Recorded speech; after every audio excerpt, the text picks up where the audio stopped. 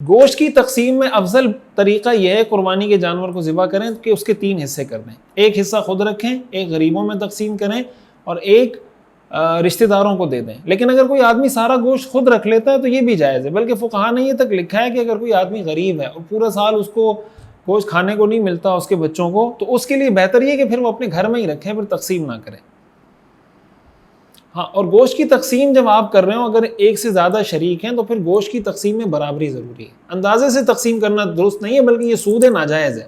لہٰذا اچھی طرح تول کر، یعنی آپ اپنے پاس کانٹا رکھیں، تول کر گوشت تقسیم کریں اندازے سے کہ یہ حصہ ہو، جیسے قرآن اندازی ہو رہی ہوتی ہے نا، 7 حصے بنائیں پھر کہتے ہیں بھائی یہ کس کا، یہ کس کا، یہ کس کا، اس طریقے سے تقسیم کرنا جائز نہیں۔ ایک صورت ہو سکتی ہے اندازے سے تقسیم کرنے کی کہ گوشت کے علاوہ آپ اضافی چیزیں رکھیں، مثلا ایک میں آپ نے ایک پایا رکھ دیا، ایک میں کلیجی رکھ دی، ایک میں سیری رکھ دی، ایک میں پایا رکھ دیے، اس طرح 7 حصوں میں یا 4 حصوں میں کچھ نہ کچھ الگ کر کے رکھ دیا، پھر آپ اندازے سے بھی تقسیم کر سکتے ہیں۔ لیکن اگر آپ ساری چیزیں ایکولی ڈسٹریبیوٹ کر رہے ہیں تو ایسی صورت میں پھر آپ کو اندازے سے تقسیم کرنے کی اجازت نہیں ہے، پورا تول کے آپ کو تقسیم کرنا ہوگا۔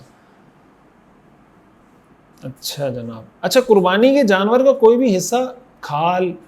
یا اس کا گوشت یا اس کی چربی آپ بیچ نہیں سکتے اپنے استعمال کے لیے۔ آپ چربی بیچیں، ہمارے یہاں شیر شاہ میں پورا وہ چل رہا ہوتا ہے، چربی لوگ بیچتے ہیں، صابن خریدتے ہیں اس کے بدلے میں۔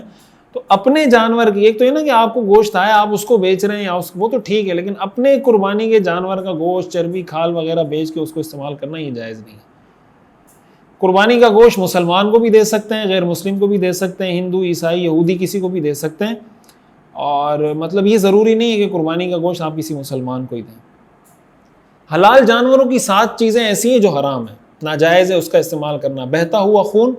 ہمارے یہاں بعض ایسے لوگ بھی ہوتے ہیں جو اس خون میں پاؤں رکھ رہے ہوتے ہیں کہ پتہ نہیں اس سے بیماری ہے، یہ نجس ہے، ناپاک ہے، لوگ اس کو برکت کا ذریعہ سمجھ رہے ہوتے ہیں، یہ گند ہے، ناپاک ہے۔ دوسری چیز، نر کی جو پیشاب گاہ ہے،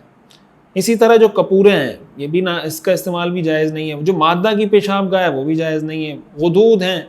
مثانہ ہے اور پتا ہے، یہ 7 وہ چیزیں جو حلال جانور کی بھی استعمال کرنا جائز نہیں ہے۔ اوجڑی کے بارے میں بہت سارے لوگ پوچھ رہے ہوتے ہیں، اس کا استعمال کرنا جائز ہے، کسی کو طبعاً ناپسند ہو، وہ نہ کھانا چاہے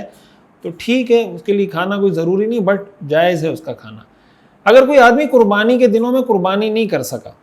تو ایسی صورت میں اس پر لازم ہے کہ بعد میں اس کی قضا کرے، اور قضا کا طریقہ یہ ہے کہ ایک متوسط، ایک درمیانے بکرے کی قیمت وہ صدقہ کر دے، کسی ایسے شخص کو جس کو زکوٰۃ دی جا سکتی ہے اس کو صدقہ کر دے۔